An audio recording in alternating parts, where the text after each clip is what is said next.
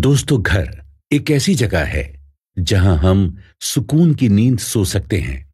ये वो जगह है जहां दुनिया भर में ठोकर खाए इंसान का भी स्वागत किया जाता है। इसलिए हमेशा से ही घर या मकान को एक इंसान की जिंदगी में सबसे बुनियादी जरूरत में से एक माना गया है। इतना ही नहीं, रोटी और कपड़े के बाद सबसे जरूरी चीजों में तीसरा नाम मकान का ही लिया जाता है, जो जरूरी भी है और जरूरत भी। बारिश के मौसम में भीगने से बचाने वाला घर, सर्दी में ठंड से बचाने वाला घर और गर्मी में धूप से परेशान इंसान के सिर पर छांव देने वाला घर। और इसी घर में हमारे परिवार भी रहते हैं।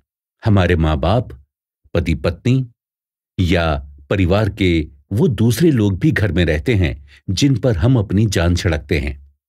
वो घर ही है जहां इंसान दिन भर ऑफिस या काम से परेशान होकर आराम और सुकून ढूंढते हुए लौटता है। वो घर ही है जहां बच्चे बिना किसी डर के खेल पाते हैं। और यही वो जगह है जिस पर इस दुनिया का हर एक इंसान सबसे ज्यादा भरोसा करता है या सबसे ज्यादा सेफ फील करता है। हालांकि दुनिया में ऐसे लोगों की संख्या बहुत ज्यादा है जिनके पास अपना घर नहीं है, और ऐसे लोगों की संख्या भी कम नहीं है जिनके पास रहने के लिए कोई जगह ही नहीं है। क्योंकि दुनिया की आबादी फिलहाल 7 अरब को पार कर चुकी है और यहां अब पहले जितनी खाली जगह नहीं बची है कि हर एक इंसान अपनी मर्जी का घर बनाकर रह सके। हैरानी की बात यह भी है कि जितनी जगह दुनिया में बची है उसमें से अगर वहां मौजूद जंगल काट दिए गए तो यह दुनिया खुद ब खुद खत्म हो जाएगी। ऐसे में जमीन और मकान का मार्केट बीते कुछ वक्त में काफी उतार चढ़ाव का सामना कर रहा है। एक तरफ लोगों के मन में अपना खुद का घर खरीदने का सपना होता है, मगर वहीं दूसरी ओर उनका बजट उन्हें किराए का घर लेने पर मजबूर कर देता है। खासकर भारत के बड़े शहरों यानी कि दिल्ली, मुंबई और बंगलुरु जैसी जगहों पर रहने वाले लाखों करोड़ों लोग इसी दुविधा से घिरे रहते हैं कि उन्हें घर लेना चाहिए या नहीं। और तो और सिर्फ बड़े शहरों में ही नहीं, बल्कि अब तो आम शहरों में भी घर खरीदना कोई आसान काम नहीं रह गया है। यही वजह है कि अगर आप रियल एस्टेट मार्केट पर ध्यान दे पाएंगे तो बीते कुछ सालों में जमीन की कीमतें कहां से कहां पहुंच चुकी हैं। ऐसे में हर इंसान के लिए अपना घर खरीदना इतना आसान नहीं रह गया है। ऊपर से आज के दौर में घर खरीदना न सिर्फ अपने लिए एक छत ढूंढना है, बल्कि इन्वेस्टमेंट का भी एक तरीका माना जाने लगा है। अब मामला सिर्फ ये नहीं है कि आप अपनी पसंद का घर खरीद रहे हैं या नहीं, बल्कि ये भी जरूरी है कि आप घर खरीदने के लिए जो पैसा लगा रहे हैं वो वाजिब हो। कहीं ऐसा तो नहीं कि आपको असल में घर खरीदने की जरूरत ही नहीं थी, लेकिन आसपास के लोगों के प्रेशर में आपने जबरदस्ती अपने पैसे बर्बाद कर लिए। या फिर यह भी हो सकता है कि घर खरीदने की बजाय आपके लिए किराए पर घर लेना ज्यादा फायदेमंद साबित हो सकता था। तो होने को तो कुछ भी हो सकता था, लेकिन आपको कैसे पता चलेगा कि आपके लिए घर खरीदना ठीक रहेगा या किराए पर लेना? आखिर घर खरीदने के या किराए पर लेने के कौन कौन से फायदे होते हैं और क्या क्या उनके नुकसान भी हैं? फिलहाल यह भी एक बड़ा मुश्किल सवाल है कि इन्वेस्टमेंट की नजर से घर खरीदने और किराए पर लेने की वैल्यू क्या है।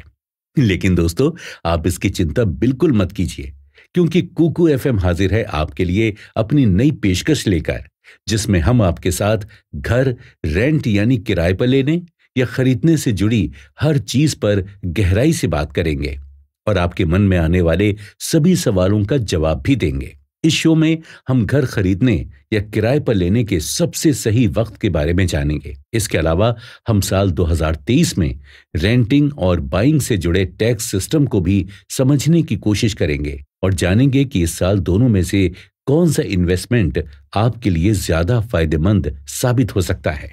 तो दोस्तों, बने रहिए हमारे साथ और हम शुरू करते हैं हमारी ये नई पेशकश, जिसका नाम है रेंटिंग वर्सेस बाइंग इन 2023। आप सुन रहे हैं कुकू एफएम पर audio book rent versus buy in 2023। मैं हूं आरजे गौहर परवेज। कुकू एफएम, सुने जो मन चाहे। दोस्तों, आप जरा खुद सोचिए कि अपने लिए घर कौन नहीं लेना चाहता है। हर एक इंसान चाहता है कि उसका अपना घर हो और वहीं वो अपने परिवार के साथ राजी खुशी रहे।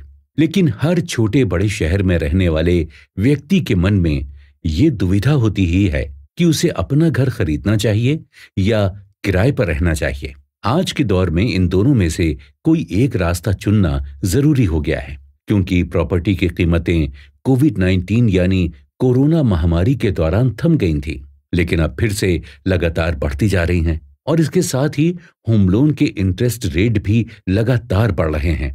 ऐसे में घर खरीदने और न खरीदने को लेकर कोई भी फैसला जल्दबाजी में नहीं लिया जा सकता, बल्कि इसके लिए आपको काफी सोच विचार करना होगा। घर खरीदने या किराए पर लेने के बारे में बहुत सारे लोग अलग अलग सलाह भी दे सकते हैं और दोनों तरह के लोग आपको अपने आसपास ही मिल जाएंगे। कोई बताएगा कि घर खरीदने पर आपकी ओर से एक तरह का इन्वेस्टमेंट हो जाता है और आप अपने हिसाब से अपने घर में रह सकते हैं। तो किराए पर रहने की वकालत करने वाले लोग ये लॉजिक दे सकते हैं कि जब आप अपना घर खरीद लेते हैं तब आपके पास वो जॉब करने का ऑप्शन कम हो जाता है जिसमें आप एक जगह से दूसरी जगह पर ट्रेवल करके जा सकें। इतना ही नहीं, आप जब किराए पर रहते हैं तो आपके पास ये भी ऑप्शन होता है कि आप अपने काम की जगह के आसपास ही रहने की जगह भी ढूंढ लें। जबकि अगर आप अपना खुद का घर खरीदते हैं तो हो सकता है कि आपको अपने ऑफिस या बिजनेस से दूर जाकर रहना पड़े, और तो और अपना घर खरीदने पर आपको आपकी मनचाही लोकेशन मिलेगी भी या नहीं ये फिक्स नहीं है। जबकि किराए पर घर तो आप किसी भी जगह पर ले सकते हैं। इसके अलावा घर खरीदने या किराए पर लेने से जुड़ा फैसला इस बात पर भी डिपेंड करता है कि आप ये फैसला कौन से वक्त में ले रहे हैं, क्योंकि जिस वक्त मार्केट में घर की डिमांड ज्यादा होगी तब प्रॉपर्टी की कीमतें भी बढ़ेंगी और होम लोन पर इंटरेस्ट रेट भी बढ़ता जाएगा। ऐसे में सही वक्त के हिसाब से सही फैसला करना सबसे ज्यादा अहम होता है। इसलिए ये जरूरी है कि हम बारी बारी से घर खरीदने या किराए पर लेने से जुड़ी डिटेल्स पर चर्चा करें। तब कहीं जाकर आखिर में हम ये फैसला कर पाएंगे कि हमारे लिए कौन सी चीज बेहतर साबित हो सकती है। अगर हम घर खरीदने की बात करें तो सबसे पहला सवाल ये उठता है कि घर खरीदने के मायने क्या हैं। क्या ये बाजार से सब्जी खरीदने जितना आसान काम है कि आप गए, किसी को पैसे दिए और बदले में सब्जी खरीद कर घर आ गए? जाहिर सी बात है कि दूसरा कोई सामान खरीदना और घर खरीदना ये दो बहुत अलग अलग बातें हैं, क्योंकि घर खरीदने से जुड़ी ऐसी कई सारी चीजें होती हैं जिनका अगर ध्यान न रखा जाए तो हम ऐसी गलती कर बैठते हैं जिससे बाहर निकल पाना आसान नहीं होता। अब आप खुद सोचिए कि आप अपनी जिंदगी भर की कमाई लगाकर एक घर खरीदें और वो आपके किसी काम का ना हो, तो आपकी हालत कैसी होगी? इसीलिए इस मामले में सबसे ज्यादा सावधानी रखी जानी जरूरी है। हालांकि अगर आपके पास कोई पुश्तैनी जमीन है तो आपकी चिंता कम हो सकती है, लेकिन आमतौर पर शहरों में काम करने वाले लोगों के पास खानदानी जमीनें नहीं के बराबर ही होती हैं। उन्हें तो किसी हाउसिंग प्रोजेक्ट में कोई फ्लैट खरीदना होता है या बना बनाया मकान अपने नाम करवाना होता है। ऐसे में जब आपके पास अपने पुरखों के नाम की कोई जमीन नहीं होती तो घर खरीदने के मामले में आपको सही प्लानिंग की जरूरत होती है, और इस प्लानिंग का सबसे अहम हिस्सा है फाइनेंशियल डिसिप्लिन। फाइनेंशियल डिसिप्लिन यानी आपके पास इतनी सेविंग्स होनी चाहिए कि आप अपने लिए घर खरीद सकें या अपने होम लोन की इंस्टॉलमेंट्स भर सकें। आमतौर पर आज के समय में किसी भी व्यक्ति की सैलरी इतनी नहीं होती कि वो बिना प्लानिंग किए सीधे मकान खरीद ले। इसलिए एक लिमिटेड सैलरी के अंदर अगर आप एक अच्छा घर खरीदना चाहते हैं तो आपको सेविंग्स करने की आदत डालते हुए एक फाइनेंशियल डिसिप्लिन मेंटेन करके रखना ही होगा। अब यहां आपके सामने जो सवाल सबसे जरूरी है वो ये कि क्या आप वाकई घर खरीदना अफोर्ड कर सकते हैं, और क्या आप एक लंबे वक्त के लिए होम लोन की किस्त चुकाने के लिए तैयार हैं? एक बार आप इन दो सवालों के जवाब ढूंढ लीजिए, तब कहीं जाकर आप ये फैसला कर पाएंगे कि आपको घर खरीदना चाहिए या नहीं। दोस्तों, कई सारे लोग बिना किसी तैयारी और बिना ज्यादा सोचे समझे होम लोन ले लेते हैं या किसी से पैसा मांगकर घर की डाउन पेमेंट तो भर देते हैं, लेकिन उसके बाद आगे की किस्त भरने के लिए उनके पास कोई प्लान नहीं होता और न ही उन्होंने इस बारे में कुछ सोचा होता है, जो आने वाली मुसीबत की ओर एक इशारा है। देखा गया है कि ऐसे लोग बड़े अरमानों के साथ घर खरीदते हैं, लेकिन बाद में पूरे पैसे न भरने की वजह से उनसे उनका घर छिन जाता है। और तो और लोन के चक्कर में आने वाले काफी वक्त तक उन्हें अपने सिर पर चढ़ी उधारी से मुक्ति भी नहीं मिल पाती। इसलिए जरूरी है कि घर खरीदने से पहले आप पूरी तरह फाइनेंशियली तैयार हो जाएं। हालांकि ऐसा बिल्कुल नहीं है कि आपके पास मकान की पूरी कीमत का पैसा मौजूद होना चाहिए, लेकिन आपके पास कम से कम इस बात का प्लान होना चाहिए कि आप मकान का पूरा पैसा कैसे चुकाने वाले हैं, और ये प्लान भी अच्छी तरह सोच समझकर बनाना चाहिए जिस पर आप भरोसा कर सकें। दरअसल जब आप घर खरीदने जाते हैं तो आपको पहले कुछ पैसा एक साथ देना होता है, जिसे डाउन पेमेंट कहा जाता है। उसके बाद बाकी बचा हुआ पैसा आप थोड़ा थोड़ा करके किस्तों में जमा करवाते हैं। यहां आपको ये बात ध्यान रखनी चाहिए कि जब आप घर खरीदने की प्लानिंग कर रहे हों तब आपके पास पहले से उसकी कीमत का 25 से 40% पैसा होना ही चाहिए। अगर आप घर खरीदते वक्त 25 से 40% डाउन पेमेंट दे देंगे तो इंटरेस्ट रेट अपने आप कम हो जाएगा और आपको ज्यादा ब्याज यानी इंटरेस्ट भी नहीं चुकाना पड़ेगा। दूसरी बात ये ध्यान में रखनी है कि आप जो घर खरीद रहे हों उसके लिए आपको आपकी एक महीने की सैलरी के 30% से ज्यादा इंस्टॉलमेंट न भरनी पड़े। इसका मतलब ऐसा ही घर खरीदें जिसकी इंस्टॉलमेंट आप अपनी एक महीने की सैलरी के 30% हिस्से से भर पाएं। इसे ऐसे समझें कि अगर आपकी सैलरी 1 लाख रुपए है तो आपके घर की इंस्टॉलमेंट 30,000 रुपए से ज्यादा नहीं होनी चाहिए। और आखिर में यह भी जरूरी है कि आप अपने होम लोन पर इंश्योरेंस करवाना ना भूलें, ताकि कुछ अनहोनी होने पर भी घर की किस्त आराम से भर सकें।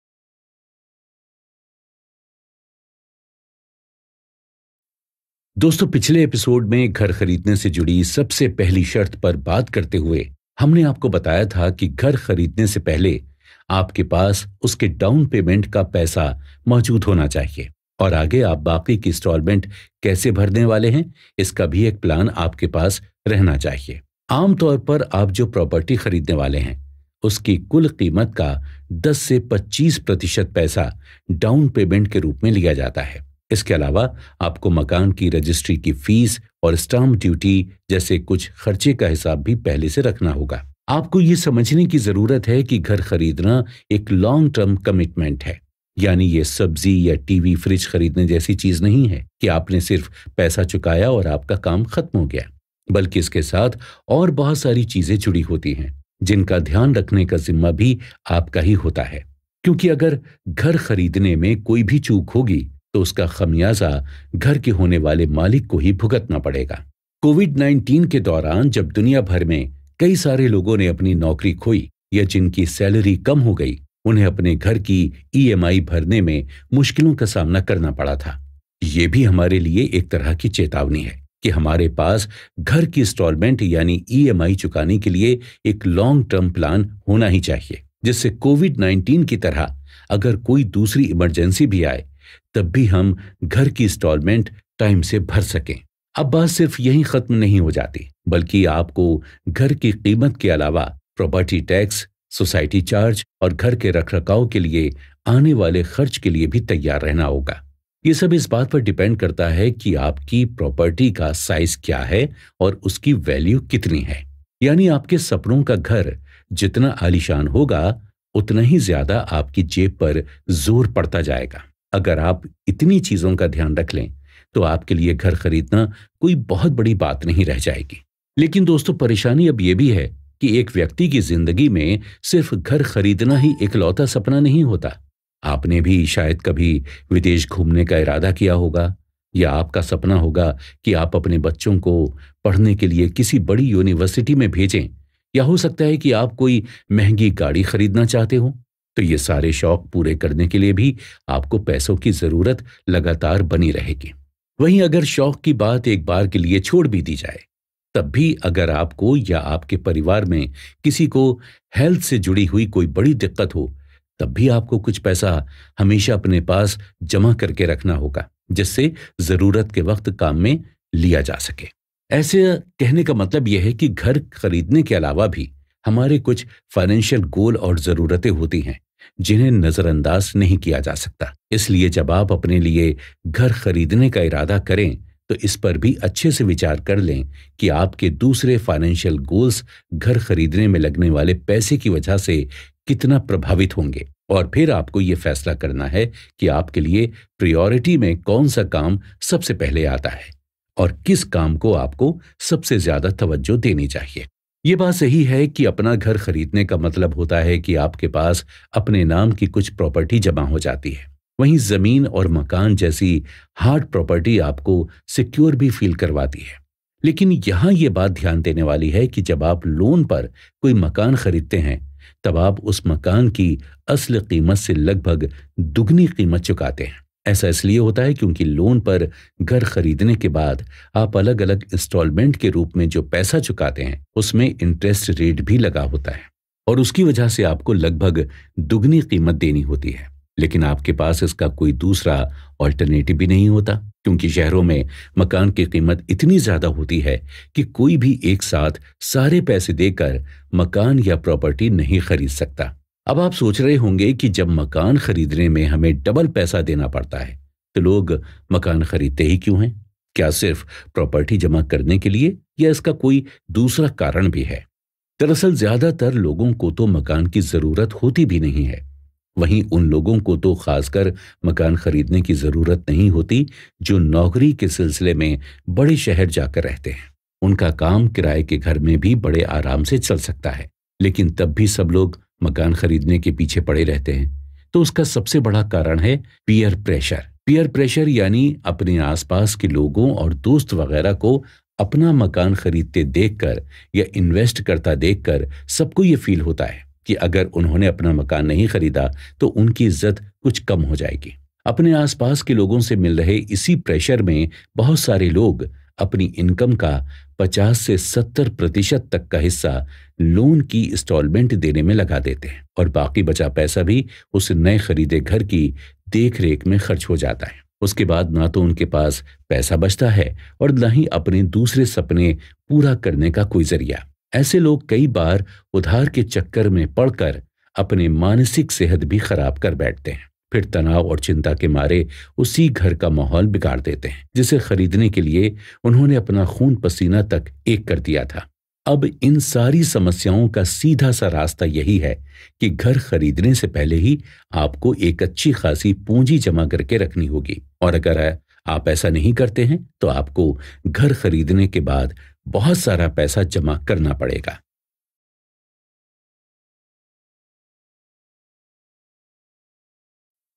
दोस्तों, घर खरीदने से जुड़े रिस्क पर हमने काफी चर्चा की, लेकिन अब चाहे कुछ भी कहिए, घर खरीदना आखिर हर व्यक्ति का सपना तो होता ही है। क्योंकि चाहे कोई करोड़ों के किराए के घर में रहे, लेकिन सबको दुनिया में वो जगह चाहिए ही होती है जिसे वो अपना कह सके। अगर आपका ये मानना है कि आप मकान के पीछे लगने वाले सारे खर्चे उठा सकते हैं और आपकी नजर में ऐसा कोई मकान या प्रॉपर्टी है जो आपकी जरूरत है पूरी करता हो, तो आपको उसे जरूर खरीदना चाहिए। लेकिन घर खरीदने से पहले आपको उसकी लोकेशन, साइज और अपनी जरूरत की दूसरी चीजें भी चेक कर लेनी चाहिए।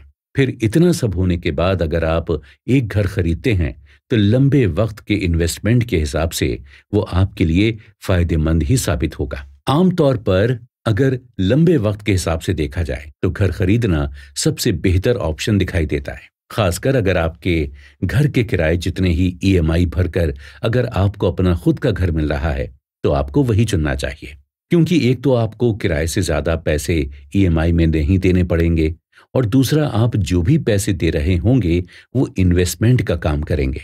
क्योंकि किराए का पैसा तो मकान मालिक की जेब में जाता है, लेकिन घर के लिए भरी जाने वाली ईएमआई के बदले में आपको प्रॉपर्टी मिलेगी। और तो और टाइम के साथ प्रॉपर्टी की कीमतों में बढ़ोतरी होती ही है। इसका मतलब है कि आपको खरीदी गई प्रॉपर्टी के बदले में कभी भी पैसों का नुकसान नहीं हो सकता। हालांकि सिर्फ प्रॉपर्टी की कीमतें बढ़ने की गारंटी पर भरोसा करना कभी कभी खतरनाक हो सकता है, क्योंकि प्रॉपर्टी की कीमतें बहुत सारी चीजों पर डिपेंड करती हैं, जैसे कि आपकी प्रॉपर्टी की लोकेशन कहाँ पर है, उसके आसपास किस तरह का इंफ्रास्ट्रक्चर बना हुआ है और आपकी प्रॉपर्टी के कंस्ट्रक्शन की क्वालिटी कैसी है, वगैरह वगैरह। इसका एक एग्जाम्पल ये है कि मेन रोड पर बना घर कहीं अंदर गली में बने घर के कंपैरिजन में महंगा होता है। कहने को दोनों ही घर हैं, लेकिन एक की कीमत जिस रफ्तार से बढ़ेगी उतनी दूसरे की नहीं बढ़ने वाली। और तो और, मुंबई और दिल्ली जैसे बड़े शहरों में घर की कीमत जिस तरह दुगनी और चौगुनी रफ्तार से बढ़ती है, उतनी कीमतें छोटे शहर में नहीं बढ़ा करती। इसके अलावा ऐसी बहुत सारी बारीक बातें होती हैं जिनका ध्यान रखना जरूरी है। जैसे कि आपको ये पता होना चाहिए कि हर साल महंगाई में बढ़ोतरी होने के साथ हर चीज की कीमत बढ़ती जाती है। ऐसे में अगर प्रॉपर्टी की कीमत बढ़ रही है तो उसके साथ साथ बाकी सारी चीजों की कीमत भी बढ़ रही है और पैसे की वैल्यू घटती जा रही है। इसलिए प्रॉपर्टी की कीमत बढ़ने का मतलब हर बार सिर्फ फायदा होना नहीं होता, बल्कि कई बार ये सिर्फ मार्केट में कीमतें बढ़ने के एक प्रोसेस का हिस्सा भी होती है। कुल मिलाकर बात यह है कि घर खरीदने का फैसला करते वक्त आपको सभी तरह की चीजें दिमाग में रखनी चाहिए। इसमें लोन का इंटरेस्ट रेट, प्रॉपर्टी की वैल्यू, फ्यूचर में उसकी जरूरत, आपकी दूसरी फाइनेंशियल जरूरतें और किसी तरह की फाइनेंशियल इमरजेंसी को भी ध्यान में रखना जरूरी है। इन सारी सावधानियों को ध्यान में रखते हुए अगर देखा जाए तो घर खरीदने से जुड़ी कुछ शर्तें होती हैं जिन्हें पूरा करने के बाद आपको सही मायने में अपना घर खरीदने की योग्यता हासिल होती है। पहली बात तो यही है कि अपना घर होना आपको एक सेंस ऑफ सिक्योरिटी देता है। चाहे कुछ भी हो, लेकिन आपको सुकून की नींद तो अपने घर पर ही आती है। और जब घर अपना हो तो उसकी वजह से जो सुकून होता है उसका कोई कंपैरिजन नहीं किया जा सकता और न ही उसे पैसों से खरीदा जा सकता है। और तो और, किराए के मकान के साथ आपको परमानेंट और सेटल होने की फीलिंग भी नहीं आ पाती। ये सब सिर्फ अपने घर पर ही नसीब हो सकता है। दूसरा, अगर आप कोई बिजनेस करते हैं या आप एक एंटरप्रेन्योर हैं जिसे बहुत दिनों तक अपने शहर से बाहर नहीं रहना पड़ता, तो आपके लिए अपने शहर में घर बना लेना या खरीद लेना एक बेहतर ऑप्शन है। इसके साथ ही अगर आपके पास कोई ऐसी नौकरी है जिसमें बार बार ट्रांसफर के जरिए दूसरे शहर जाने की दिक्कत ना हो, तब भी आपको अपने शहर में एक घर खरीद लेना चाहिए। क्योंकि अगर आपको ये पता है कि आपको अपनी बाकी की बची हुई सारी जिंदगी एक ही शहर में गुजारनी है, तब आपके पास एक ऐसी जगह होनी चाहिए जहां आपके यार दोस्त आपसे मिलने आ सकें और जो आपका एक परमानेंट ठिकाना हो। तीसरा, अगर आपके घर की ईएमआई आपकी सैलरी के मुकाबले काफी कम है और अगर घर के लोन की वजह से आपके दूसरे फाइनेंशियल गोल अधूरे नहीं रहते हैं, तो घर खरीदना अच्छा ऑप्शन रहेगा। लेकिन इसके लिए आपके पास प्रॉपर्टी की डाउन पेमेंट भरने का पैसा मौजूद होना चाहिए। सारे टैक्स आदि के खर्चे संभालने का पैसा होना चाहिए। अगर आपने इतने पैसों का इंतजाम कर रखा है तो आपको घबराने की जरूरत बिल्कुल भी नहीं है, क्योंकि शहरों में अपना घर खरीदने के आगे सबसे बड़ी दिक्कत पैसों की ही है। और अगर आपके पास काफी सारा पैसा है तो फिर ज्यादा सोचना क्यों, जल्द से जल्द अपने सपनों का घर ढूंढना शुरू कर दीजिए। तो दोस्तों, इन सब बातों को सुनने के बाद आप ये फैसला तो कर ही चुके होंगे कि आपको घर खरीदना चाहिए या नहीं। तो अगर आप ये सोच चुके हैं कि आपको घर खरीदना है, तब भी आपको ये जान लेना चाहिए कि घर खरीदने की बजाय किराए पर लेने से क्या फायदे होते हैं। और अगर आपको ये फैसला करना पड़ा कि आपको घर किराए पर ही लेना है, तो आपको इससे जुड़ी डिटेल्स पता होनी भी जरूरी हो जाती है। घर किराए पर लेने के क्या फायदे और नुकसान क्या हैं, ये हम जानेंगे हमारे अगले एपिसोड में। आप बने रहिए कुकू एफएम के साथ। दोस्तों, घर खरीदने के फायदे और नुकसान के बारे में हम काफी चर्चा कर चुके हैं और अब तक की हमारी सारी बातचीत के बाद आपके लिए यह फैसला करना आसान हो गया होगा कि घर खरीदने का रास्ता आपके लिए सही है या नहीं।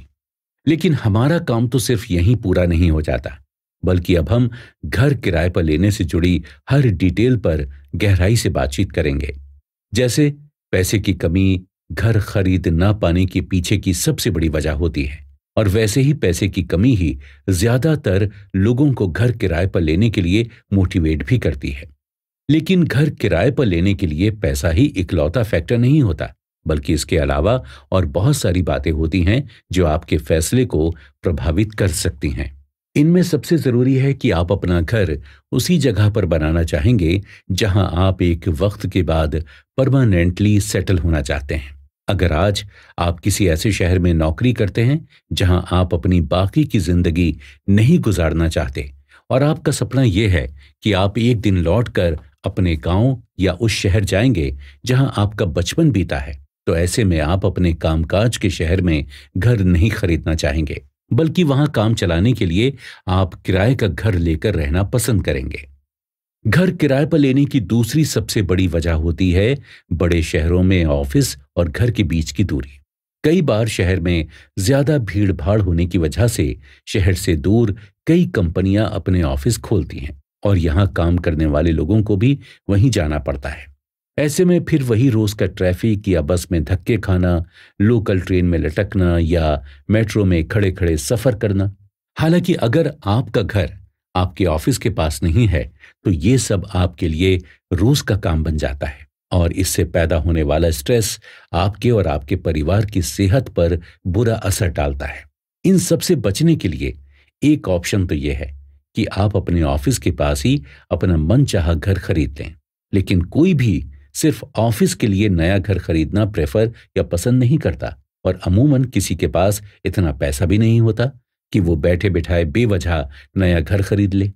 इसलिए फिर रास्ता यही है कि जहां ऑफिस हो उसके आसपास कहीं किराए पर घर देख लो। घर किराए पर लेने की तीसरी बड़ी वजह हो सकती है आपका किसी ऐसे कामकाज या नौकरी में लगे होना जिसकी वजह से आपको एक शहर से दूसरे शहर बार बार जाना पड़ता है। अगर ट्रांसफर काम की वजह से बार बार शहर बदलना पड़ता है तो किसी एक शहर में घर खरीद कर रहना आपके लिए ना सिर्फ महंगा सौदा हो सकता है बल्कि यह प्रैक्टिकल भी नहीं होगा। ऐसे हालात में भी घर किराए पर लेना ही बेहतर माना जाता है। वहीं अगर ट्रांसफर नहीं भी हो रहा हो तब भी पहले के मुकाबले अच्छी नौकरी की तलाश में आप सिर्फ तभी शहर छोड़ सकते हैं जब आप वहां किराए पर रह रहे हों। और तो और जब आप किराए पर घर लेते हैं तो उससे आपको एक फायदा यह भी होता है कि अगर आपकी इनकम कम है तो आप कम पैसों का घर ले सकते हैं और अगर आपकी इनकम ज्यादा हो तो आप आलीशान घर भी किराए पर ले सकते हैं। यानी आपके पास जितना पैसा होगा उसके हिसाब से आप घर किराए पर ले सकते हैं। जबकि घर खरीदने के मामले में आपकी मर्जी नहीं चल पाती क्योंकि प्रॉपर्टी की कीमत आपके शहर, इलाके और डिमांड के हिसाब से तय होती है, न कि इस हिसाब से कि आपका बजट क्या है। खासकर मुंबई जैसे शहरों में तो ढेर सारा पैसा चुकाने के बाद भी आपको प्रॉपर्टी के नाम पर इतने छोटे छोटे घर दिए जाते हैं कि आप उनसे ज्यादा अच्छे घर में किराए पर रह सकते हैं। तो जब किराए पर आपको अपने घर से भी बेहतर सुविधा मिल सकती है तो अपना घर लेकर बेवजह पैसों का नुकसान क्यों करवाना। देखा जाए तो अपना घर खरीदने पर आपको जो नुकसान होते हैं उन सब से बचने के लिए आप किराए का घर लेकर रह सकते हैं। अब मान लीजिए कि आप जोधपुर, अहमदाबाद, पटना और रांची जैसे शहर के रहने वाले एक आम इंसान हैं और मुंबई जैसे किसी बड़े शहर में आप नौकरी करते हैं। आपकी सैलरी भी अच्छी खासी है, लेकिन मुंबई जैसे शहर में आपकी सैलरी में आपको अपना घर नसीब नहीं हो सकता, जबकि वही सैलरी आपके होम टाउन में आपको एक अच्छी प्रॉपर्टी दिलवा सकती है। ऐसे में अब आपके पास दो ऑप्शंस हैं। एक ऑप्शन तो यह है कि आप अपनी सैलरी से मुंबई में ही कोई छोटा मोटा घर खरीद लें और अपना पैसा खर्च कर दें। दूसरा ऑप्शन है कि मुंबई में किराए पर रहने लग जाएं और अपनी सैलरी से अपने होम टाउन में प्रॉपर्टी खरीदना शुरू करें। तो सीधी सी बात है कि आप ढेर सारा पैसा लगाकर मुंबई में एक या दो कमरों का घर खरीदने की बजाय उन पैसों से अपने होम टाउन में आलीशान प्रॉपर्टी खरीदना पसंद करेंगे। और यही किराए पर रहने का सबसे अहम फायदा है कि आप अपनी जरूरत के हिसाब से सही जगह पर इन्वेस्ट करने के लिए पैसा बचा सकते हैं। कोविड-19 महामारी ने भी हमें यह सिखा दिया है कि कब ऐसे हालात आ जाएं कि आपको अपना शहर छोड़ना पड़े, इसकी भी कोई गारंटी नहीं है। इसलिए इमरजेंसी के हालात में आपके पास अपने होम टाउन में रहने के लिए जगह होनी चाहिए।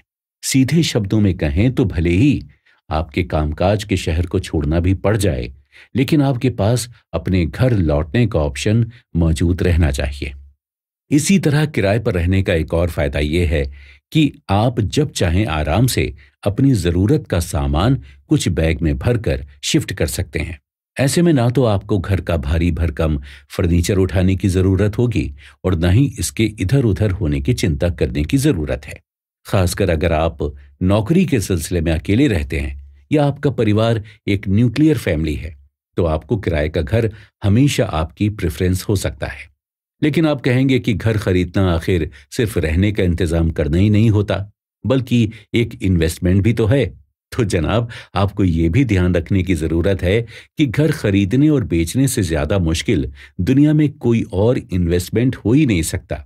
यकीन मानिए, इस देश में सबसे पेचीदा काम है किसी को प्रॉपर्टी बेचना या किसी से प्रॉपर्टी खरीदना। आपको इतनी मेहनत करनी पड़ जाती है कि उसके बदले में अगर आपको अच्छे रिटर्न मिल भी रहे हों, तब भी उनकी चमक फीकी पड़ जाती है। और तो और, अगर बात इन्वेस्टमेंट की ही है, तब प्रॉपर्टी के अलावा भी तो ऐसी बहुत सारी इन्वेस्टमेंट की जगह हैं जहां आप अपना पैसा लगा सकते हैं। वैसे भी आज के इस डिजिटल इकोनॉमी के दौर में तो आप घर बैठे अपने मोबाइल से स्टॉक मार्केट में पैसा लगा सकते हैं, और जितने महीने तक प्रॉपर्टी खरीदने और बेचने में करेंगे, उसकी आधी मेहनत से भी आप बेहतर रिटर्न पा सकते हैं। तो अब बताइए कि अगर इन्वेस्टमेंट की बात की जाए, तब भी क्या प्रॉपर्टी खरीदना सबसे बेस्ट इन्वेस्टमेंट कहा जा सकता है? आपको लग रहा होगा कि हम आपको कंफ्यूज कर रहे हैं, लेकिन ऐसा नहीं है दोस्तों। दरअसल घर खरीदना या किराए पर देना पूरी तरह इस बात पर डिपेंड करता है कि आपकी जरूरत कैसी है। यानी कि आपको घर खरीदने की जरूरत है, तब आपको घर खरीदना चाहिए। और अगर आपका काम किराए पर रहने से चल रहा है और किराए पर रहने में ही आपको फायदा है, तो घर मत खरीदिए। दोस्तों, अब तक हम घर खरीदने और किराए पर लेने से जुड़ी काफी सारी बातें कर चुके हैं। पिछले एपिसोड में हमने इस बारे में भी चर्चा की कि घर किराए पर लेने की जरूरत किसे हो सकती है और उसके कौन कौन से फायदे हो सकते हैं। उसी कड़ी को आगे बढ़ाते हुए हमने एक और बात इसमें जोड़ दी कि इन्वेस्टमेंट के बहुत सारे एक्सपर्ट्स ये राय देते हैं कि प्रॉपर्टी को बेचने में सबसे बड़ी दिक्कत है उसमें लगने वाला वक्त। क्योंकि अगर आप कहीं नौकरी करते हैं और आपको ट्रांसफर की वजह से किसी दूसरी जगह पर जाना पड़ता है, तो आपके पास अपनी खरीदी हुई प्रॉपर्टी बेचने के लिए बहुत कम वक्त होता है। ऐसे में आपको ये समझने की जरूरत है कि जमीन और घर ऐसी प्रॉपर्टीज हैं जिन्हें आप अपने साथ एक जगह से दूसरी जगह नहीं ले जा सकते, और इसे इलिक्विड एसेट कहा जाता है। यानी सोना, चांदी और पैसा तो आप किसी भी बैग में या जेब में डालकर ट्रांसफर कर सकते हैं, लेकिन वही चीज घर या जमीन के साथ नहीं की जा सकती। इसलिए नौकरी में होने वाले ट्रांसफर की वजह से किराए पर घर लेना न सिर्फ फायदेमंद है, बल्कि घर न खरीदना आपको काफी सारे तनाव से भी बचा सकता है। अब मान लीजिए कि आप हमारी सलाह बिल्कुल ना मानते हुए उस शहर में प्रॉपर्टी खरीद लेते हैं जहां आप नौकरी करते हैं। फिर अगर आपका ट्रांसफर हो जाता है और आपको शहर छोड़ने के लिए कहा जाता है, तो आपको अपनी खरीदी हुई प्रॉपर्टी हाथों हाथ बेचनी पड़ सकती है। लेकिन इतनी जल्दी आपको कोई खरीदार तो मिलने वाला है नहीं। ऐसे में थोड़ा वक्त बीतने के बाद आप अपनी प्रॉपर्टी के रेट कम कर देंगे और अंत में घाटा या नुकसान सहकर आपको अपनी प्रॉपर्टी बेचनी होगी। हम जानते हैं कि आप ऐसी गलती नहीं करेंगे, लेकिन बहुत सारे लोग इसी एक गलती की वजह से अपना लाखों का नुकसान करवा बैठते हैं। इसके अलावा जमीन और घर खरीदने के साथ ये दिक्कत भी है कि किसी इमरजेंसी के वक्त उन्हें बेचकर हाथों हाथ पैसा लेना मुश्किल हो जाता है। तो अगर प्रॉपर्टी की बजाय आपका इन्वेस्टमेंट गोल्ड या स्टॉक मार्केट में है, तो उन्हें बेचकर आप हाथों हाथ कैश करा सकते हैं। जबकि प्रॉपर्टी बेचने में हमारी उम्मीद से बहुत ज्यादा वक्त लगता है। इसके अलावा कई बार मकान मालिक के पास इतनी फुर्सत भी नहीं होती कि वो अपने घर का रख रखाव और उसकी देखभाल सही से कर पाए, और उसके चक्कर में भी उसके घर की कीमत लगातार गिरती जाती है। इन सब बातों से मकान मालिक का सामना सिर्फ तब होता है जब वो अपने मकान को बेचने की कोशिश करता है। हालांकि अगर आपका मकान शहर के किसी प्राइम लोकेशन पर है और उसकी हालत भी अच्छी है, तो इस बात की बहुत ज्यादा पॉसिबिलिटी है कि आपको एक अच्छा खरीदार मिल जाएगा जो आपको आपकी प्रॉपर्टी की पूरी और सही कीमत दे पाए। लेकिन ये बात आमतौर पर सब लोगों पर लागू नहीं होती, क्योंकि सबके पास तो शहर के प्राइम लोकेशन पर घर नहीं हो सकता। इसलिए बेहतर यही है कि इन मुसीबतों से बचने के लिए आप अपने लिए एक अच्छा सा घर किराए पर ही देख लें। इस तरह तमाम बातें आपको यही संकेत करती हैं कि घर किराए पर लेना भले ही आपके रिश्तेदारों और आपके दोस्तों की नजर में छोटी बात हो, लेकिन यकीन मानिए किराए का घर आपको बहुत सारे ऐसे फायदे दे सकता है जो आपको घर खरीदने पर नहीं मिल सकते। इसलिए अगर आपकी जरूरत के हिसाब से आपको किराए पर घर लेना सूट करता है, तो बिना किसी तरह के प्रेशर में आए और बिना दूसरे लोगों की बात सुने आपको वही करना चाहिए जो आपकी जेब, आपके परिवार और आपके लिए सबसे बेहतर हो। दोस्तों, अब तक हमारी बात सुनकर आप मन ही मन कह चुके होंगे कि घर रेंट पर लेना ही सबसे बढ़िया है। लेकिन अभी ठहरिए जरा, अभी हमारी बात खत्म नहीं हुई है। फायदे तो आपने बहुत सुन लिए, अब ये भी जान लीजिए कि मकान किराए पर लेना भी कोई खेलने का काम नहीं है। क्योंकि बहुत बार ये देखने में आता है कि लोगों के पास जरूरत का सारा पैसा होने के बाद भी उन्हें अपनी पसंद का घर किराए पर नहीं मिल पाता। खासकर बड़े शहरों में पहले से इतने ज्यादा लोग मौजूद होते हैं कि किसी नए आदमी के लिए अपनी पसंद का घर ढूंढ पाना बहुत मुश्किल होता है। मान लीजिए कि आप नोएडा की किसी कंपनी में काम करते हैं और आप अपने ऑफिस के आसपास एक अच्छा मकान देखना चाहते हैं। अब आपके आसपास अच्छे मकान अवेलेबल तो हैं, लेकिन उस कंपनी में काम करने वाले अकेले आप ही तो नहीं हैं जिन्हें मकान चाहिए। ऐसे में लोग ज्यादा मकान कम होने पर उसका किराया भी बढ़ा देते हैं, और इसकी भी कोई गारंटी नहीं है कि आपको वो मकान मिल ही जाए। कंपटीशन के जमाने में घर खरीदना जितना मुश्किल है, उतना ही मुश्किल घर किराए पर लेना भी है। बीते कुछ सालों में एक और अजीब चीज देश भर में देखी जा रही है। कई बार मकान मालिक अलग अलग वजह से अपना घर किराए पर देने से मना कर देते हैं। अगर आप न्यूज पर नजर रखते हैं तो आपको पता होगा कि कई बार मकान मालिक धर्म, जाति और ऐसी ही दूसरी चीजें देखकर मकान किराए पर देने से मना कर देते हैं। खासकर उन इलाकों में जहां एक समुदाय के लोग ज्यादा रहते हों, वहां किसी दूसरे समुदाय के व्यक्ति को घर देने में मकान मालिक हिचकिचाने लगते हैं। ऐसी ही सोच के बहुत से लोग उन लोगों को भी अपना घर किराए पर नहीं देते जिनकी जाति को वो अपनी जाति से नीचे मानते हैं। ये सब तो कुछ भी नहीं, कई लोग सिर्फ शादीशुदा और फैमिली वाले लोगों को अपना घर किराए पर देने में रुचि लेते हैं। उन्हें लगता है कि अगर कोई सिंगल या बैचलर उनके घर में रहेगा तो उनके घर का माहौल खराब कर देगा। और तो और कई लोग ऐसे भी हो सकते हैं जो प्योर वेजिटेरियन हो और नॉन वेज खाने वाले व्यक्ति को अपना मकान किराए पर ना देना चाहें। ऐसी और भी कई वजह हो सकती हैं जिनमें आपकी और आपके मकान मालिक की लाइफस्टाइल में आने वाले फर्क की वजह से आपको मकान देने से मना किया जाए, या फिर घर किराए पर लेने के बाद उसे खाली करवा दिया जाए। और तो और अगर आपने सबसे पहले सोच रखा है कि आपको कैसा घर चाहिए, उसका फर्नीचर कैसा होना चाहिए और उसका इंटीरियर कैसा होना चाहिए, तब तो आपको अपने बजट से काफी ज्यादा पैसा खर्च करना पड़ सकता है। हर बार शिफ्ट करने में भी आपको खर्चा लगेगा।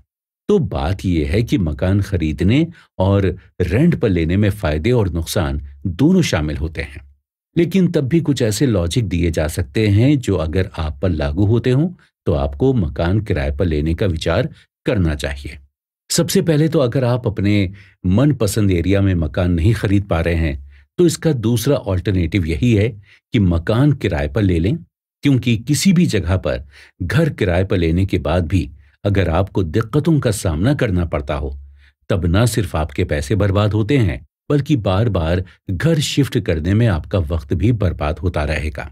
दूसरी बात यह कि अगर आपकी नौकरी ट्रांसफरेबल है, यानी अगर आपको नौकरी के सिलसिले में अपना शहर बार बार छोड़ना पड़ता है, तो इस बात में कोई सेंस नहीं है कि आप हर जगह अपना खुद का घर खरीदते रहें, क्योंकि ये तो फिर पूरी तरह पैसों की बर्बादी ही कही जाएगी।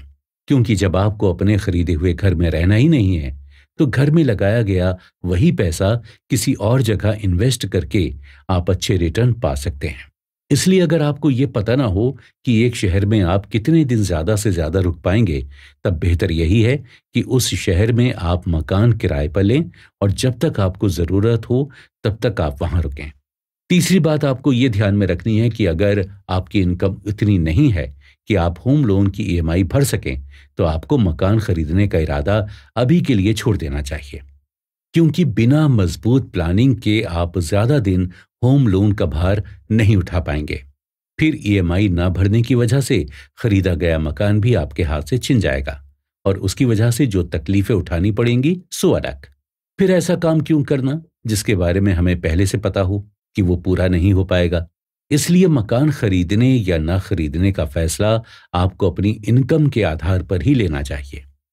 मकान किराए पर लेने की जरूरत को आप ऐसे भी समझ सकते हैं कि अगर होम लोन की ईएमआई भरने की वजह से आपके दूसरे फाइनेंशियल गोल खतरे में पड़ सकते हैं, तो किराए के मकान में रहने से आप उन दूसरे गोल्स को भी पूरा करें। यानी अपना घर होने का एक सुख अगर आपसे छिन भी जाता है, तब भी ऐसे और बहुत सारे सुख आपको मिल सकते हैं जो आप मकान न खरीद कर बचाए गए पैसों से पूरे कर सकते हैं। इसलिए सिर्फ भावनाओं में बहने की बजाय समझदारी से फैसला करने की आदत डालें और अपने लिए वही चीज चुनें जिससे आपको फायदा होता हो, ना कि जिससे सिर्फ दिखावा किया जा सके। फिर मकान किराए पर लेने का आखिरी लॉजिक ये है कि अगर आप किराए के मकान में रहते हैं और आपको अपना घर किसी वजह से पसंद नहीं आ रहा है, तो आपके पास ये ऑप्शन तो हमेशा बच जाता है कि आप उसे खाली करके किसी और जगह पर मकान ले लें।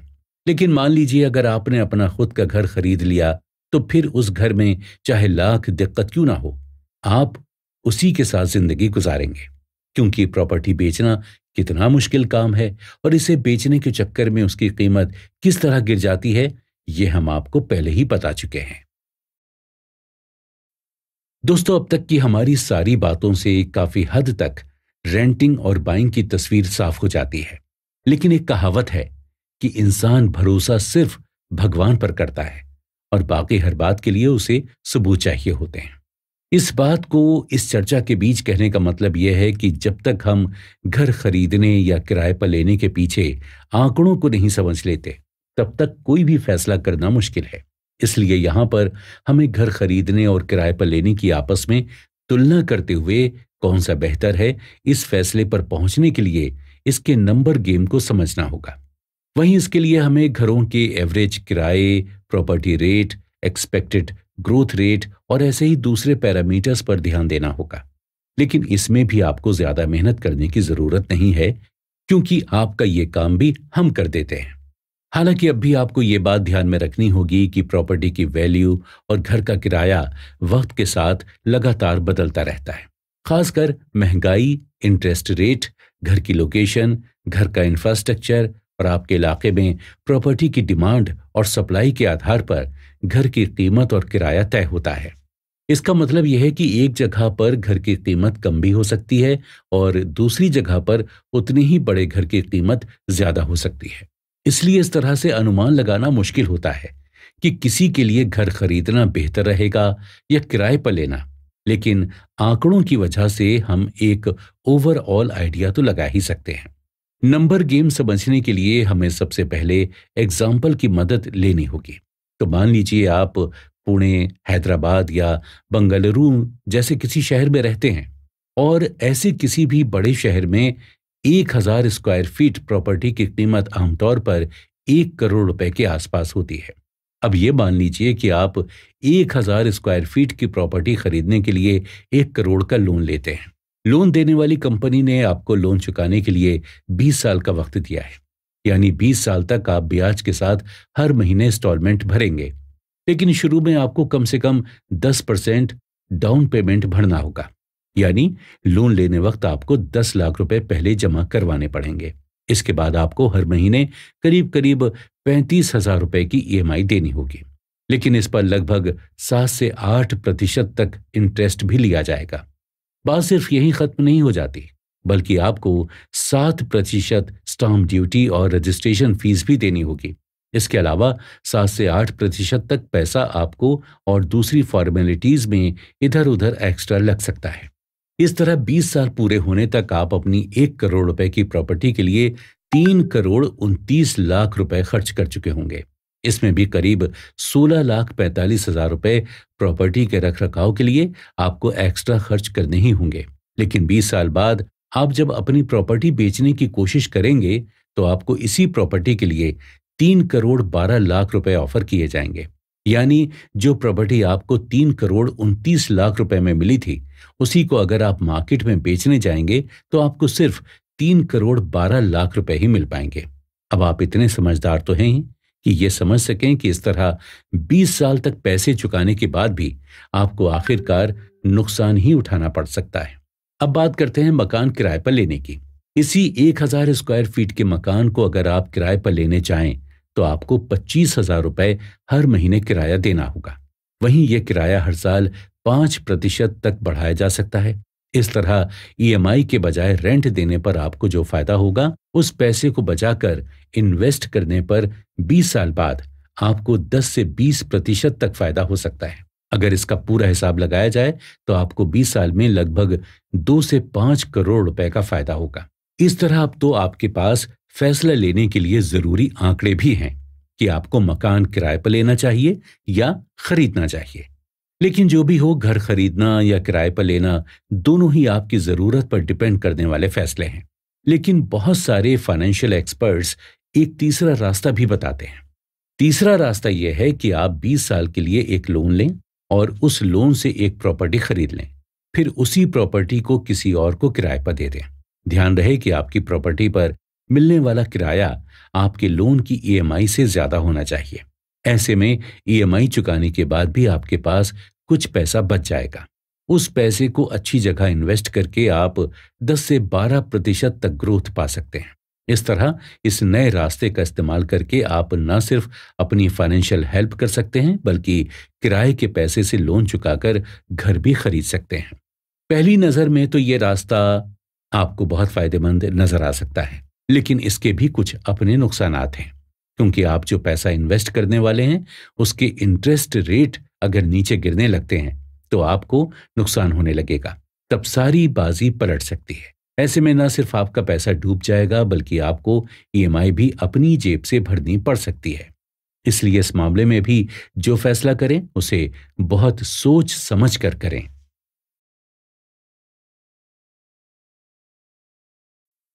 जिस तरह हमने घर खरीदने और किराए पर लेने से जुड़े आंकड़ों का एनालिसिस करके ये देखा कि हमारे लिए कौन सा रास्ता बेहतर हो सकता है, उसी तरह घर के मामले में टैक्स एनालिसिस करना भी हमें एक अच्छे फैसले तक पहुंचने में मददगार साबित हो सकता है।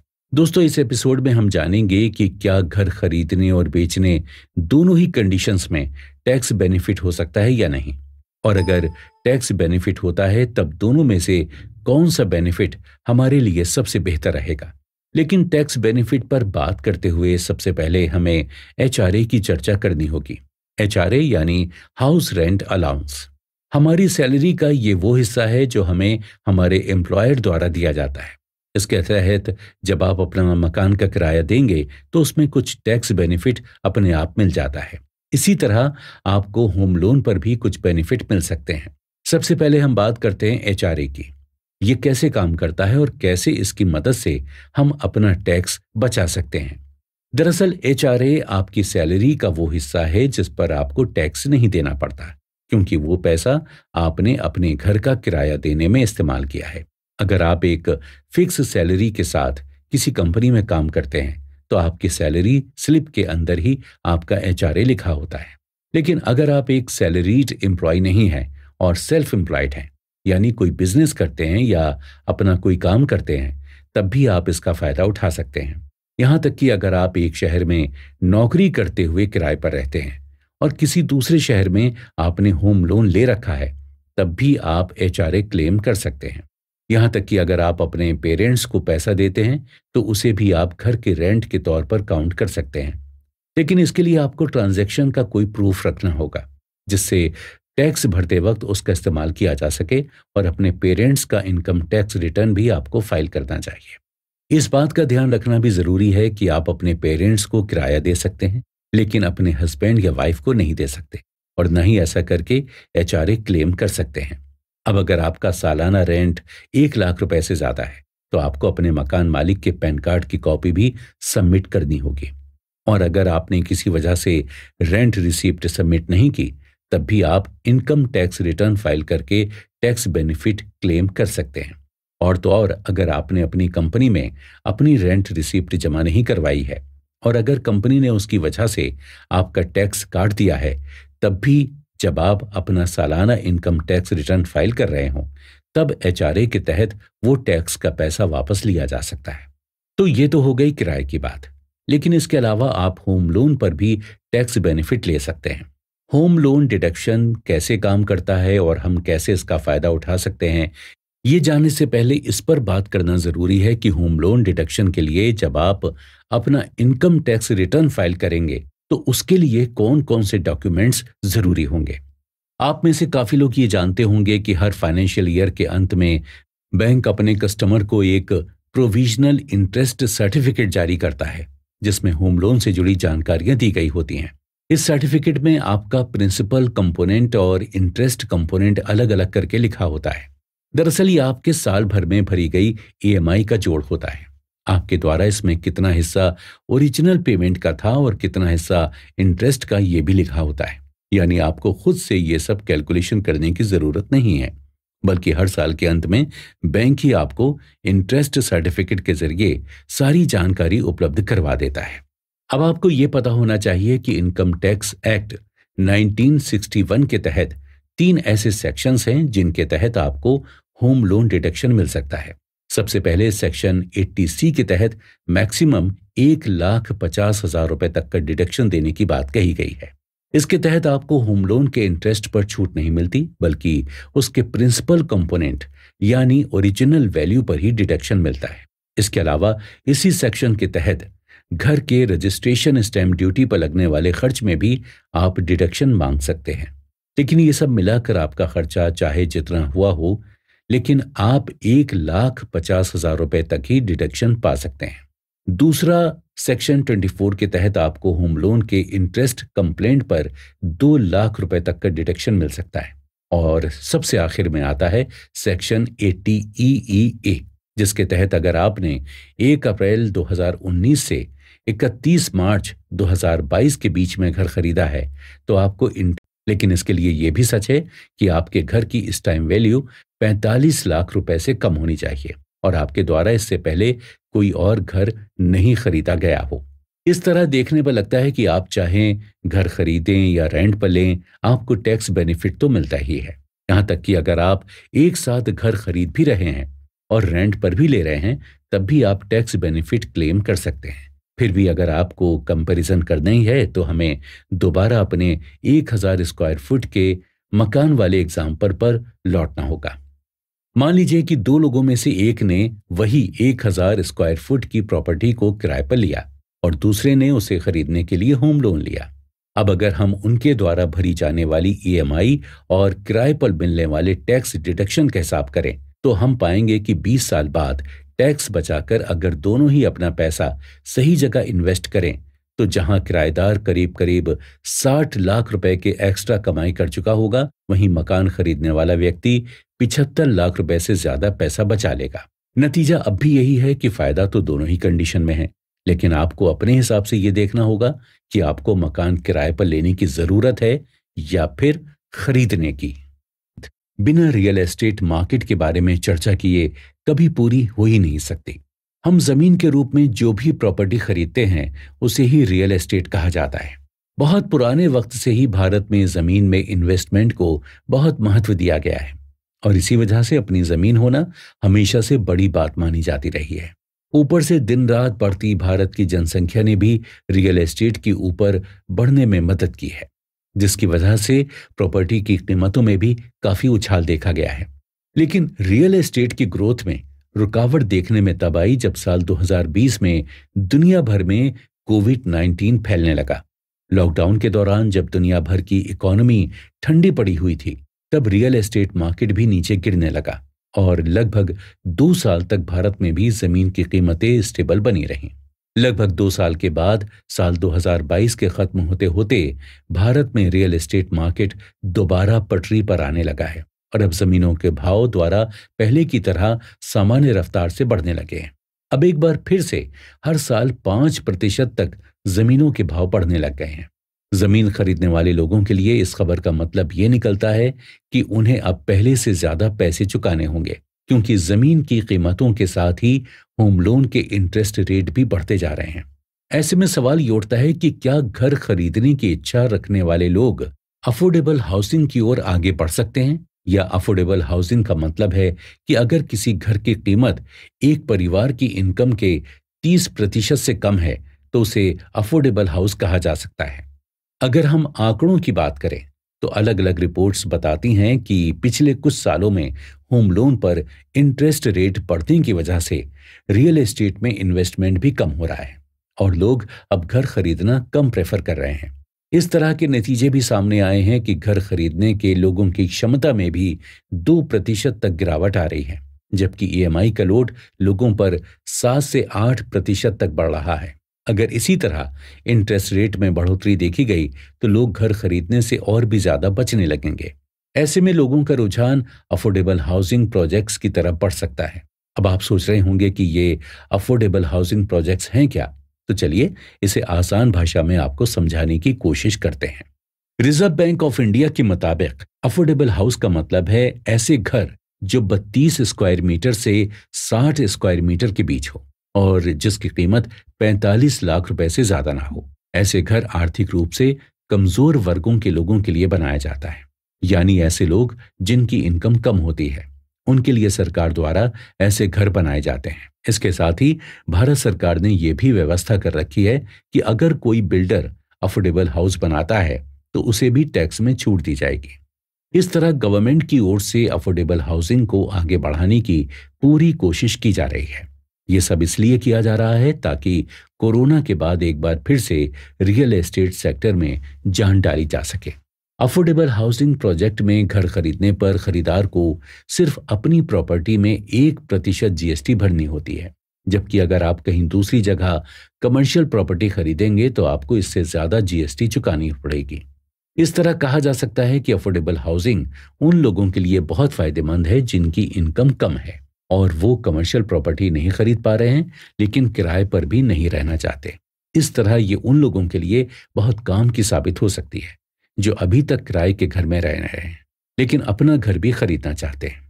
कोविड-19 के दौरान लगे लॉकडाउन की वजह से अफोर्डेबल हाउसिंग में भी काफी गिरावट देखी गई थी। साल 2019 में इसकी ग्रोथ 38% के आसपास थी, जो 2022 तक गिरकर 31% हो गई, क्योंकि कोविड-19 के वक्त बहुत से लोगों को अपनी नौकरियां छोड़नी पड़ी और कई लोगों को शहर छोड़कर दोबारा अपने अपने गांव जाना पड़ा। ऐसे में अफोर्डेबल हाउसिंग प्रोजेक्ट के खरीदार अपने आप कम होते गए। हालांकि सरकार की तरफ से दोबारा कोशिश किए जाने के बाद अफोर्डेबल हाउसिंग प्रोजेक्ट्स फिर से रफ्तार पकड़ रहे हैं, लेकिन अब भी देश भर के ज्यादातर शहरों में अफोर्डेबल हाउसिंग अवेलेबल नहीं है। फिलहाल जिन भी शहरों में ये सुविधा उपलब्ध है वहां इसका फायदा उठाया जा सकता है।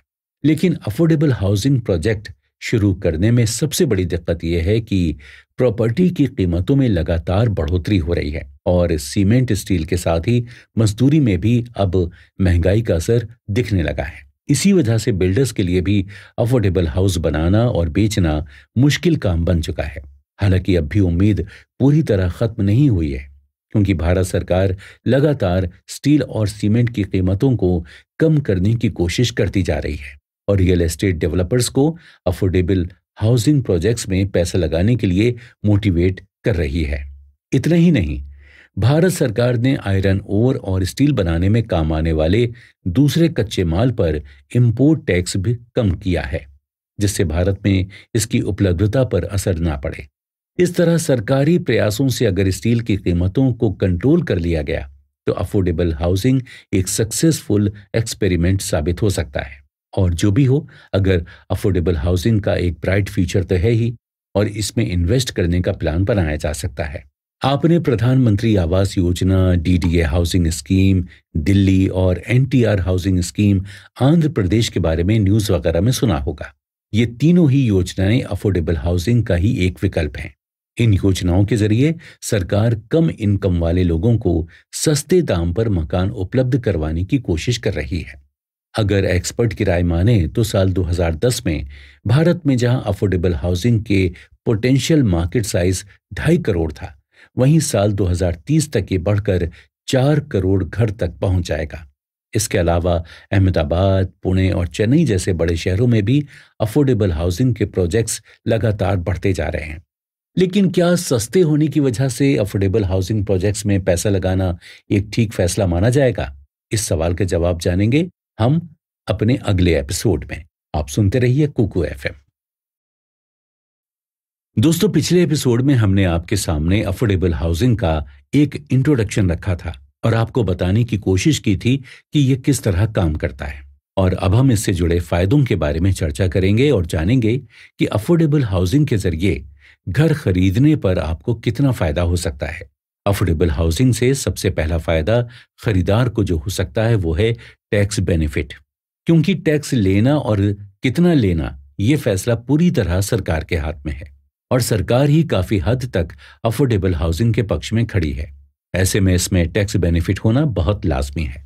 इनकम टैक्स एक्ट 1961 के तहत अगर आपने अफोर्डेबल हाउसिंग प्रोजेक्ट के तहत कोई घर खरीदा है तो आपको होम लोन की इंटरेस्ट पेमेंट पर 1.5 लाख रुपए तक की एक्स्ट्रा छूट मिलती है और इसी एक्ट के सेक्शन 24B के तहत 2 लाख रुपए तक की छूट मिल सकती है। हालांकि ये फायदा बिना किसी शर्त के नहीं मिलता है और शर्त यह है कि आपके घर की स्टाम्प ड्यूटी का खर्चा 45 लाख रुपए से ज्यादा नहीं होना चाहिए और आपके घर का size reserve bank of India की गाइडलाइन में बताए गए साइज से ज्यादा नहीं होना चाहिए। Ministry of housing and urban property elevation की रिपोर्ट के मुताबिक अफोर्डेबल हाउसिंग आपको कितनी महंगी पड़ेगी और उसका आपको कितना फायदा मिलेगा, यह आपकी प्रॉपर्टी के साइज, उसकी कीमत और खरीदार की इनकम पर डिपेंड करता है। अगर आपकी प्रॉपर्टी बहुत बड़ी है तो फिर वो अफोर्डेबल हाउसिंग से बाहर हो सकती है और अगर आपकी इनकम RBI द्वारा तय इनकम से ज्यादा है तब भी आपको अफोर्डेबल हाउसिंग का फायदा उठाने से वंचित किया जा सकता है। रिजर्व बैंक ऑफ इंडिया ने अफोर्डेबल हाउसिंग के तहत दिल्ली, मुंबई, कोलकाता और चेन्नई जैसे शहरों में 60 स्क्वायर मीटर और 45 लाख रुपए तक की प्रॉपर्टी को अफोर्डेबल हाउसिंग के तहत रखा है और वहीं इन 4 शहरों के अलावा नॉन मेट्रो सिटीज में 90 स्क्वायर मीटर तक की प्रॉपर्टी को अफोर्डेबल हाउसिंग के रेंज में रखा गया है। ये थे अफोर्डेबल हाउसिंग से जुड़े हुए कुछ tax benefits.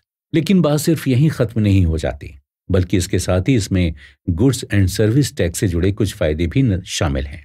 Goods and service tax यानी GST एक ऐसा टैक्स है जो किसी सामान या सर्विस खरीदने पर हमें सरकार को चुकाना होता है। अफोर्डेबल हाउसिंग प्रोजेक्ट्स में जो घर 1 अप्रैल 2019 के बाद बने हैं उन पर 1.5% तक का GST लिया जाता है, जबकि दूसरी सभी प्रॉपर्टी पर 7.5% GST वसूल किया जाता है। इस बात से साफ संकेत मिलते हैं कि गवर्नमेंट खुद अफोर्डेबल हाउसिंग को प्रमोट करना चाहती है और लोगों का फायदा भी इसी में है। खासकर अगर आपको टैक्स बचाना है तो उन्हें अफोर्डेबल हाउसिंग की ओर बढ़ना चाहिए। सामान्य टैक्स बेनिफिट और GST में फायदे के अलावा एक तीसरा फायदा और है जो सिर्फ अफोर्डेबल हाउसिंग के तहत मिल सकता है, वो है मकान के इंटरेस्ट पर सब्सिडी का फायदा। लेकिन यह फायदा अफोर्डेबल हाउसिंग के तहत घर खरीदने वाले हर एक व्यक्ति को नहीं मिलता, बल्कि कम इनकम ग्रुप के उन लोगों को मिलता है जो प्रधानमंत्री आवास योजना के तहत फायदा पाने वाले लोग होते हैं। अब आप सोच रहे होंगे कि ये प्रधानमंत्री आवास योजना क्या है।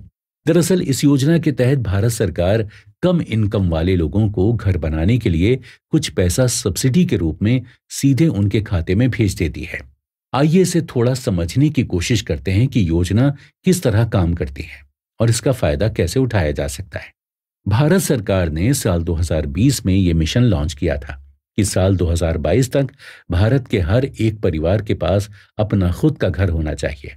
लेकिन इसका मतलब ये नहीं है कि भारत सरकार हर एक व्यक्ति के खाते में लाखों रुपए डाल दे ताकि लोग अपना अपना घर बनवा लें, बल्कि प्रधानमंत्री आवास योजना का मतलब ये है कि जब आप घर बनाने के लिए बैंक से लोन लेंगे तो जाहिर सी बात है कि बैंक से उसके लिए कुछ इंटरेस्ट रेट भी चार्ज किया जाएगा, तो सरकार द्वारा आपको उसी इंटरेस्ट रेट में कुछ मदद की जाएगी। आमतौर पर ज्यादातर बैंक 9% के आसपास इंटरेस्ट रेट चार्ज करते हैं, जिसमें से सरकार आपको 6.5% तक सब्सिडी के रूप में मदद दे सकती है। इसके बाद जो बाकी बचा हुआ इंटरेस्ट होता है वो आपको चुकाना होता है। इस तरह हिसाब लगाने पर पता चलता है कि सब्सिडी के बाद आपको 2.5 से 3 लाख रुपए तक का फायदा होता है। इस योजना के तहत बहुत से लोगों को फायदा मिल सकता है, लेकिन क्या आप उसमें शामिल होते हैं या नहीं, ये जानने के लिए पहले आपको देखना होगा कि प्रधानमंत्री आवास योजना की योग्यता क्या क्या है। इसके लिए कुल 6 शर्तें हैं जिन्हें पूरा करने पर आप प्रधानमंत्री आवास योजना का फायदा उठा सकते हैं। तो इसके लिए आपकी उम्र 21 से 55 साल के बीच होनी चाहिए। दूसरे, आपके पास एक इनकम सर्टिफिकेट होना चाहिए जिसमें आपकी सालाना इनकम का ब्यौरा दिया जाता है। तीसरी शर्त यह है कि आपके पास पहले से कोई पक्का मकान नहीं होना चाहिए। और इसी के साथ जुड़ी हुई चौथी शर्त यह है कि पहले किसी भी सरकारी योजना के तहत आपको मकान मिला हुआ नहीं होना चाहिए। उसके बाद पांचवी शर्त तो बड़ी आम सी है कि आपके पास आपका आधार कार्ड होना जरूरी है। और आखिरी शर्त यह है कि अगर आप इनकम सर्टिफिकेट के हिसाब से कम इनकम वाले ग्रुप में आते हैं, तब आपके परिवार की मुखिया के रूप में घर के किसी महिला का नाम होना चाहिए। अगर आप इन 6 शर्तों को पूरा करते हैं तो आप पहली नजर में प्रधानमंत्री आवास योजना के तहत योग्य माने जाते हैं। लेकिन सही मायने में प्रधानमंत्री आवास योजना के तहत कितना फायदा हो पाता है, तो इसके लिए आपको यह समझना होगा कि इस योजना के तहत सरकार ने लोगों को 4 तरह के इनकम ग्रुप में बांट रखा है। पहला इनकम ग्रुप है EWS का। इसके तहत वो परिवार आता है जिसकी इनकम 3 लाख रुपए से कम है। दूसरा है लो इनकम ग्रुप, जिसकी इनकम 3 लाख से 6 लाख रुपए के बीच है। इसके बाद आता है मिडिल इनकम ग्रुप नंबर 1, जिसका क्राइटेरिया 6 लाख रुपए से 12 लाख रुपए के बीच है। सबसे आखिर में मिडिल इनकम ग्रुप नंबर 2, जिसमें शामिल परिवार की इनकम 12 लाख रुपए से 18 लाख रुपए के बीच होनी चाहिए। इन सभी इनकम ग्रुप को प्रधानमंत्री आवास योजना के तहत अलग अलग स्तरों पर फायदा पहुंचाया जाता है, यानी जिसको जितनी जरूरत होती है उसकी उतनी मदद की जाती है। एग्जाम्पल से समझें तो EWS और लोअर इनकम ग्रुप के अंदर आने वाले परिवारों को मैक्सिमम 2,67,000 रुपए तक की सब्सिडी दी जा सकती है, जबकि मिडिल इनकम ग्रुप नंबर 1 को 2,35,000 और मिडिल इनकम ग्रुप 2 को 2,30,000 रुपए की ही मदद की जाती है। तो अगर आप प्रधानमंत्री आवास योजना के तहत सब्सिडी पाने के योग्य हैं और अगर आपकी इनकम 50,000 रुपए पर मंथ से कम है, तो आप ऑनलाइन प्रधानमंत्री आवास योजना की वेबसाइट पर जाकर आवेदन कर सकते हैं। लेकिन अगर आपकी इनकम इससे ज्यादा है तो आप जिस बैंक से लोन लेना चाहते हैं तो उस बैंक में जाकर इस योजना के तहत लोन के लिए अप्लाई या आवेदन कर सकते हैं। दोस्तों, आपने और हमने ये जो पूरी चर्चा की है, उसके बाद एक चीज आपके दिमाग में क्लियर होनी चाहिए कि अगर आपके सामने बजट की प्रॉब्लम है और आपके पास जरूरत के मुताबिक पैसा नहीं है, तब आपको घर खरीदने का विचार थोड़ी देर के लिए छोड़ देना चाहिए। क्योंकि सिर्फ घर खरीदना ही नहीं, बल्कि उसके पीछे लगने वाले खर्चे की वजह से भी आप दिक्कत में पड़ सकते हैं। इसलिए अगर आप अफोर्ड नहीं कर पा रहे हैं या अपने परिवार की जरूरत के मुताबिक आपको घर नहीं मिल रहा है, तब किराए के घर में रहना बेहतर ऑप्शन है। और किराए पर रहने के दौरान आपको फाइनेंशियली अपने आप को तैयार कर लेना चाहिए कि आप जल्द से जल्द घर खरीद सकें। यह हमारी इस चर्चा का सबसे बेसिक हिस्सा है जो हमें समझना चाहिए। लेकिन इसके बाद जो दूसरा सवाल हमारे सामने मौजूद है वो ये कि बजट कितना होने की स्थिति में हमें अफोर्डेबल हाउसिंग की ओर जाना चाहिए और कब नहीं। तो इसका जवाब यह है कि अगर आपके बजट में अफोर्डेबल हाउसिंग प्रोजेक्ट के तहत घर मिल सकता है और अगर आपको उसकी वाकई जरूरत है, तो अफोर्डेबल हाउसिंग का इस्तेमाल करना बिल्कुल भी बुरा नहीं है। यहां तक कि होम लोन पर इंटरेस्ट रेट बढ़ने के बावजूद अफोर्डेबल हाउसिंग को उसका ज्यादा नुकसान नहीं होता है और टैक्स बेनिफिट की बदौलत आप बढ़े हुए इंटरेस्ट रेट का भी मुकाबला कर पाएंगे। इसलिए अगर आप अफोर्डेबल हाउसिंग के लिए एलिजिबल हैं और इसके तहत मिलने वाला मकान आपकी जरूरतों को सूट करता है, तो आपको बेझिझक उसका इस्तेमाल करना चाहिए। हालांकि यहां ध्यान रखने वाली बात यह है कि अफोर्डेबल हाउसिंग के तहत जो मकान मिलता है वो बहुत ज्यादा बड़ा नहीं होता, लेकिन शहर के हिसाब से उसकी लिमिट भी तय कर दी गई होती है। ऐसे में अगर आपका परिवार बहुत बड़ा है, उसने बहुत ज्यादा मेंबर रहते हैं, तब अफोर्डेबल हाउसिंग आपके लिए घाटे का सौदा साबित हो सकता है। हालांकि ये बात भी सोचने लायक है कि मुंबई और दिल्ली जैसे शहरों में लोग बेहद छोटे घरों में बहुत सारे परिवार के सदस्यों को रखते ही हैं। तो अफोर्डेबल हाउसिंग के तहत भी ऐसा करने में क्या हर्ज है, अगर आपको पैसों का थोड़ा फायदा हो रहा हो तो। यानी अगर आप पहले से किसी बड़े शहर में रहते हैं और बहुत छोटी सी जगह के लिए बहुत ज्यादा पैसा भी चुका रहे हैं और मुसीबत भी झेल रहे हैं, तब अफोर्डेबल हाउसिंग आपको न सिर्फ उस मुसीबत से बाहर निकालने में काम आ सकती है, बल्कि आपकी लाइफस्टाइल भी पहले से बेहतर हो सकती है। रियल एस्टेट प्रॉपर्टी एक ऐसी चीज है जिसे आप खरीदने के बाद एक जगह से दूसरी जगह नहीं ले जा सकते और न ही हाथों हाथ बेच सकते हैं। इसलिए आपकी जरूरत के हिसाब से सूट करने वाली प्रॉपर्टी में ही इन्वेस्ट करना चाहिए और अपने बजट को भी साथ ही साथ चेक करते रहना चाहिए। आपकी जरूरत और आपका बजट अगर दोनों ही आपको इजाजत देता है कि आप अफोर्डेबल हाउसिंग प्रोजेक्ट में अपना पैसा खर्च करें, तो आपको पीछे नहीं हटना चाहिए। दोस्तों, रियल एस्टेट इस दुनिया में सबसे कीमती इन्वेस्टमेंट माना जाता है, क्योंकि जिस रफ्तार से दुनिया की पॉपुलेशन बढ़ रही है, आने वाले समय में दुनिया में रहने लायक जमीन कम ही होने वाली है। कहीं ना कहीं ये भी एक वजह है कि हर एक व्यक्ति अपने और अपने परिवार के हिस्से की जमीन खरीद कर रखना चाहता है और इसी वजह से प्रॉपर्टी की कीमतें दिन रात बढ़ती रहती हैं। भारत जैसे मिडिल इनकम वाले देश में प्रॉपर्टी और खासकर घर खरीदना किसी भी मिडिल क्लास व्यक्ति की जिंदगी का सबसे बड़ा फाइनेंशियल फैसला होता है। लेकिन यह फैसला फाइनेंशियल नहीं होता, बल्कि काफी हद तक इमोशनल भी होता है। यही वजह है कि हमने पहले भी ये बात कही थी कि घर खरीदने का फैसला सिर्फ पैसों के हिसाब से नहीं लिया जा सकता, बल्कि आपको अपने इमोशन और परिवार की इच्छा को भी ध्यान में रखना होता है। लेकिन अगर आप अपनी इमोशंस और अपनी फाइनेंशियल कंडीशन दोनों को ध्यान में रखते हुए फैसला करें, तो आप हाउसिंग के मामले में एक अच्छे नतीजे पर पहुंच पाएंगे। बहुत सारे लोग ऐसे भी होते हैं जिनके पास अपना खुद का घर है, लेकिन वो किसी दूसरी लोकेशन में शिफ्ट होना चाहते हैं। ऐसे लोगों के पास सबसे बढ़िया ऑप्शन ये होता है कि वो एक जगह की प्रॉपर्टी को किराए पर देकर दूसरी जगह शिफ्ट हो जाएं और एक जगह से आने वाले किराए से ही दूसरी जगह का किराया भरने लग जाएं। इस तरह अगर आप अपनी मन की इच्छा और अपनी फाइनेंशियल हालत दोनों को ठीक से संभालते हुए फैसला करेंगे, तो नुकसान होने की संभावना बहुत कम हो जाती है। लेकिन अगर आप सिर्फ फाइनेंशियल चीजों को ही ध्यान में रखें, तब दिमाग में सबसे पहली बात यही आती है कि किराया या रेंट देना अपने पैसों की बर्बादी होता है। लॉजिकली सोचने पर यही बात ठीक लगती है कि सबको अपने खुद के घर में रहना चाहिए और अपना घर खरीदने के लिए जो होम लोन लिया जाता है, रेंट की जगह उसकी ईएमआई पे करना ज्यादा बेहतर होता है। लेकिन इन्वेस्टमेंट करना पूरी तरह से सिर्फ नंबर गेम ही नहीं होता और ना ही कोई फैसला सिर्फ फाइनेंशियल आधार पर लिया जा सकता है। अगर ऐसा होता तो फिर कोई भी व्यक्ति अखबार पढ़कर शेयर मार्केट में इन्वेस्ट कर देता और अच्छे खासे पैसे कमा लेता। लेकिन हर एक इंसान ऐसा नहीं कर पाता, क्योंकि इन्वेस्टमेंट सिर्फ नंबर गेम नहीं है, बल्कि इसके पीछे और बहुत सारी चीजें काम करती हैं। लेकिन सवाल ये उठता है कि अगर फाइनेंशियल एस्पेक्ट्स इतना बड़ा नहीं है, तो वो कौन सी बातें हैं जो घर खरीदने के फैसले को प्रभावित करती हैं? जवाब है सोशल एस्पेक्ट और कन्वीनियंस। हो सकता है आप किसी ऐसी लोकेशन पर नहीं रहना चाहते हैं जहां आपके घर के मेंबर्स की सिक्योरिटी की गारंटी ना हो, या जहां आपकी गाड़ी पार्क करने की जगह ना अवेलेबल हो। ऐसी हालत में अगर मकान मालिक या घर के सभी सदस्य मिलकर कहीं और घर लेना अफोर्ड कर सकते हैं, तो उन्हें थोड़ी बहुत फाइनेंशियल दिक्कत उठाते हुए भी कहीं और शिफ्ट होना ही पड़ता है।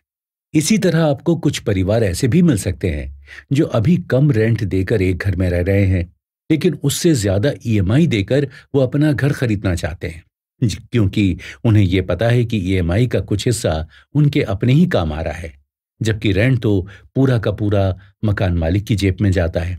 ऐसे परिवार ईएमआई भरने के लिए अपने सारे खर्चे कम कर देते हैं और खून पसीना एक करके इतनी बचत करते हैं कि लोन की इंस्टॉलमेंट भर पाए। बड़े शहरों में आपको ऐसे हजारों लोग मिल जाएंगे जिन्होंने इसी तरीके से अपना लोन चुकाया है और अब शान से अपने खुद के घर में रहते हैं। अगर आप इन लोगों से पूछेंगे कि उन्होंने रेंट से ज्यादा लोन की ईएमआई भरने का फैसला क्यों लिया, तो उनका पहला जवाब यही होगा कि अपने घर में रहने पर एक सेंस ऑफ सिक्योरिटी मिलती है जो किराए के घर में नहीं मिल सकती। हालांकि लोगों में सेंस ऑफ सिक्योरिटी की इच्छा कोविड-19 के बाद आई है, जब लॉकडाउन के दौरान हर एक इंसान को अपने अपने घर में कैद होने के लिए कह दिया गया था। इसके अलावा जब भी आपके मन में यह सवाल आए कि आपको घर खरीदना चाहिए या नहीं, तब आपको घर के फाइनेंशियल एस्पेक्ट से ध्यान हटाकर इमोशनल स्पेक्टर पर सोचना चाहिए कि क्या आपका मन घर खरीदने का है या नहीं है। क्या आप घर में छोटी मोटी दिक्कत होने के बाद भी उसमें ठहरना पसंद करेंगे या नहीं, और क्या आप अपने घर को वाकई अपना मानकर उसकी देखभाल करना चाहते हैं या नहीं। और तो और, क्या आप एक ही जगह पर सालों साल तक रुकना चाहते हैं या नहीं।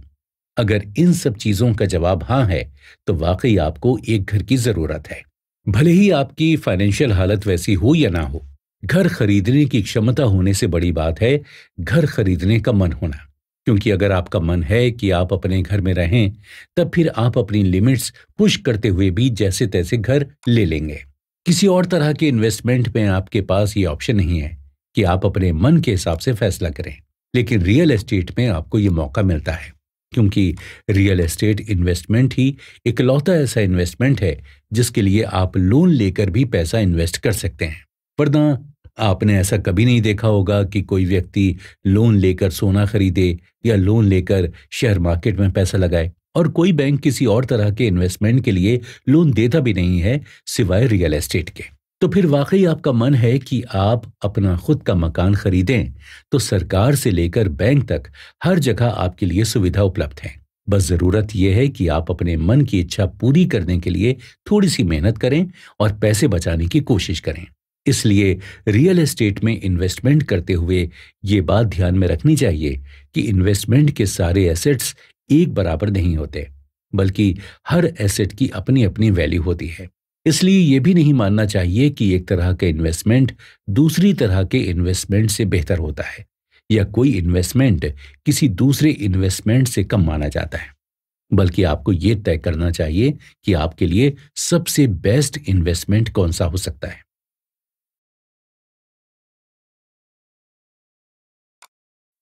अगर रियल एस्टेट आपके लिए आपकी जरूरत को पूरा करने वाला इन्वेस्टमेंट है, तो फिर आपको उसकी ओर वाकई ध्यान देना चाहिए।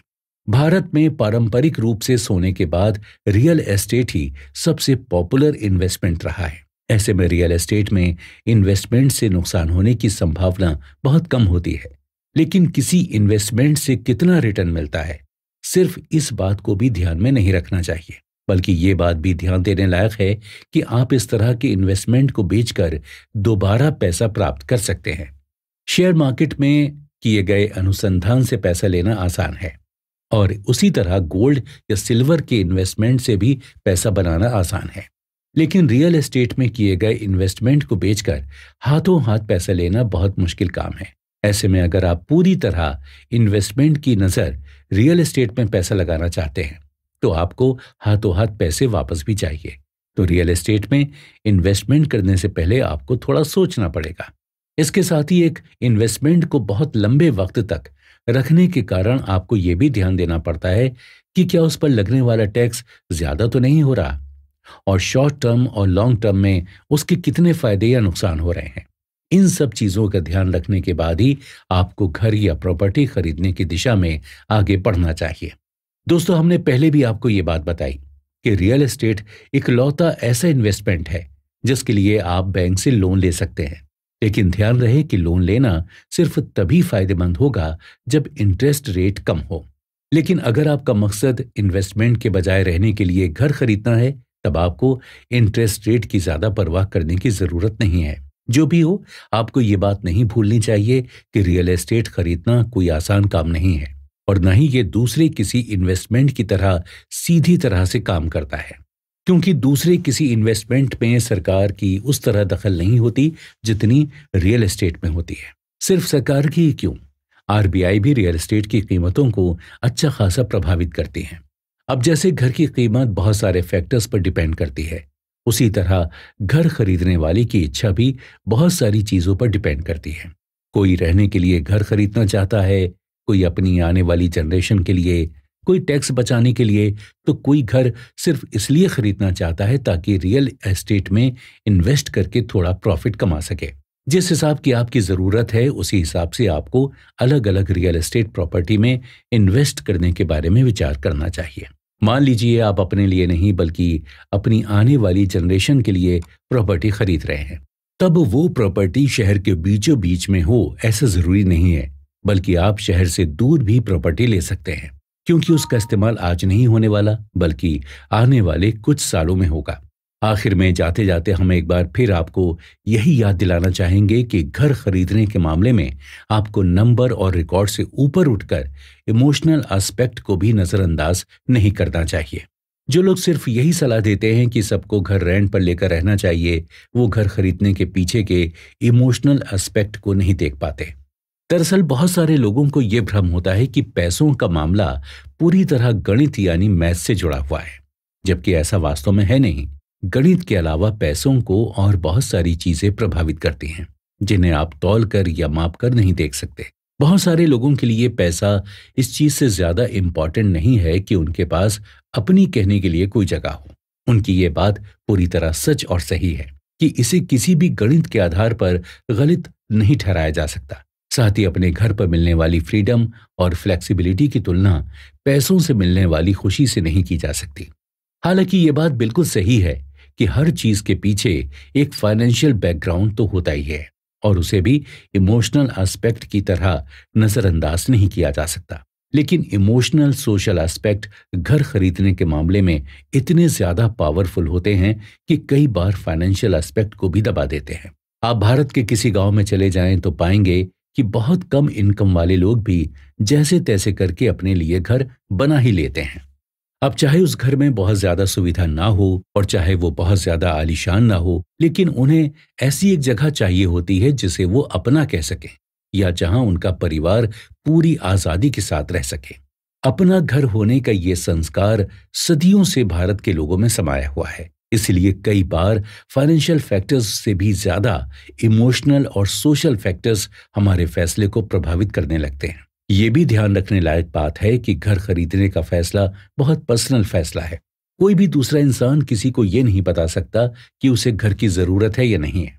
हर एक इंसान अपने मन में ये जानता है कि उसे घर की जरूरत है या नहीं, और उसे घर खरीदने का मन है या नहीं। ऐसे में दूसरों से सलाह लेना ठीक बात है, लेकिन आखिरी फैसला तो सबको खुद ही करना पड़ेगा।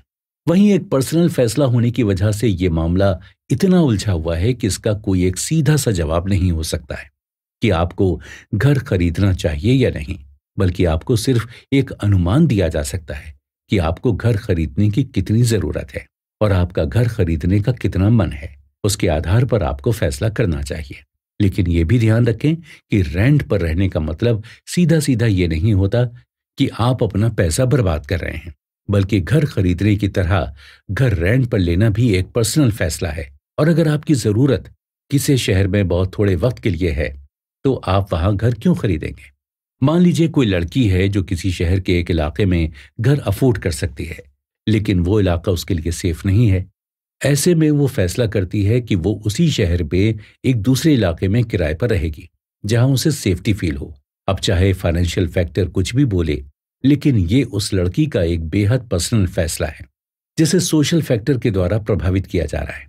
कहने का मतलब यह है कि बाकी सभी तरह के इन्वेस्टमेंट के अपोजिट रियल एस्टेट में इन्वेस्टमेंट का फैसला सिर्फ फाइनेंशियल आधार पर नहीं लिया जाता और न ही लेना चाहिए।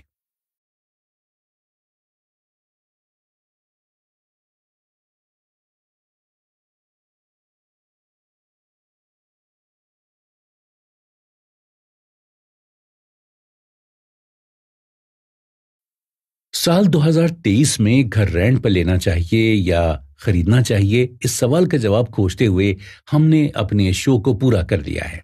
फाइनेंस और इकोनॉमिक्स की दुनिया वैसे भी बहुत कॉम्प्लिकेटेड है, लेकिन उतनी ही ज्यादा जरूरी भी है। इसीलिए एकदम आसान भाषा में हर चीज को एग्जाम्पल की सहायता से समझते हुए हमने जाना कि आखिर क्यों हर इंसान अपनी पसंद का एक घर खरीदना चाहता है, और क्यों घर खरीदना या रेंट पर लेना न सिर्फ हमारी जरूरत का हिस्सा है, बल्कि हमारे लिए एक इमोशनल चीज भी है। इसी सवाल से अपनी बात की शुरुआत करते हुए हमने ये जानना चाहा कि घर खरीदने के मायने क्या होते हैं। यानी घर खरीदना क्या सब्जी खरीदने या एसी और फ्रिज खरीदने जितना ही आसान काम है, या फिर इसके साथ कोई और दिक्कतें भी जुड़ी हुई हैं। अब इस शो को सुनने के बाद आप बहुत आसानी से बता सकते हैं कि घर खरीदना अपने आप में बहुत कॉम्प्लिकेटेड काम है, और अगर आपके पास कोई जमीन नहीं है और आप पहली बार प्रॉपर्टी खरीद रहे हैं, तो आपके लिए ये काम और भी मुश्किल हो जाता है।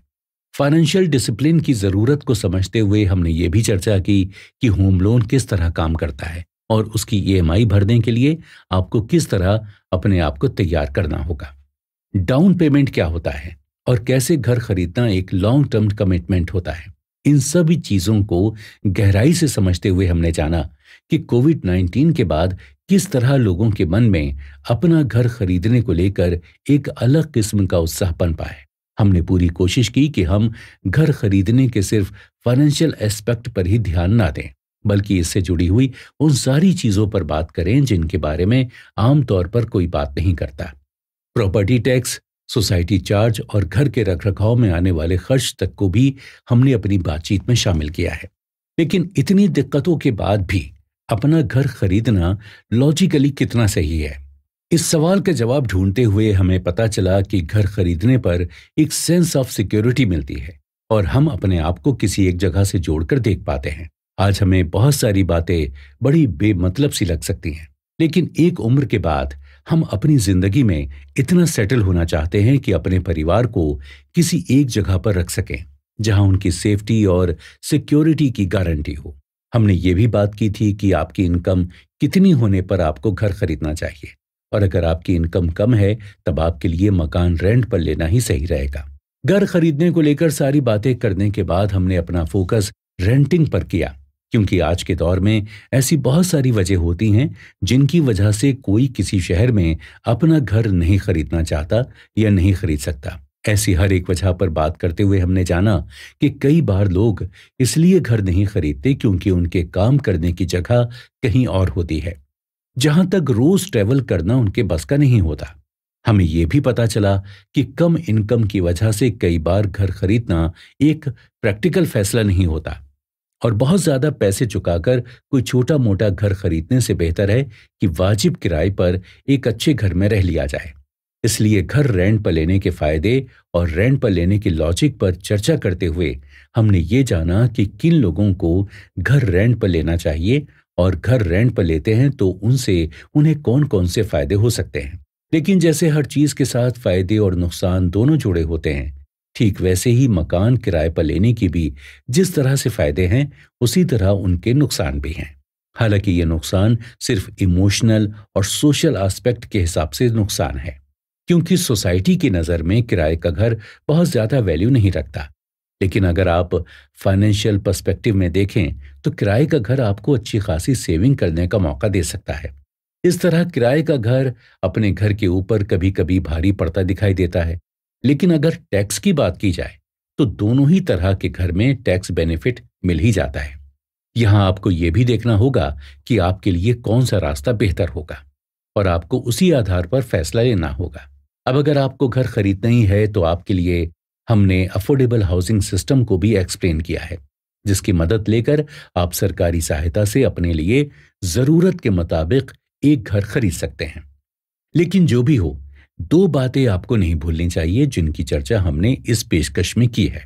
तो अब आप भी मानेंगे कि घर खरीदना या रेंट पर लेना सिर्फ फाइनेंशियल फैसला नहीं होता, बल्कि एक इमोशनल फैसला भी होता है। दूसरी बात यह है कि घर खरीदना या ना खरीदने का फैसला पूरी तरह पर्सनल फैसला होता है, और उस पर कोई एक राय नहीं दी जा सकती कि आपको घर खरीद लेना चाहिए या नहीं खरीदना चाहिए, बल्कि आपको सब चीजों के बारे में बैठकर सोचना होगा जिनकी आपको इस शो में जानकारी दी गई है। तब जाकर कहीं आप ये फैसला कर पाएंगे कि आपके लिए घर खरीदना बेहतर रहेगा या रेंट पर लेना। तो दोस्तों, फिलहाल आप चाहे जो भी फैसला करें, लेकिन आपकी हर जरूरत के लिए ऐसी ही और भी बहुत सारी पेशकश लेकर हम हाजिर होते रहेंगे। इसलिए जुड़े रहिए हमारे साथ और सुनते रहिए कुकू एफएम।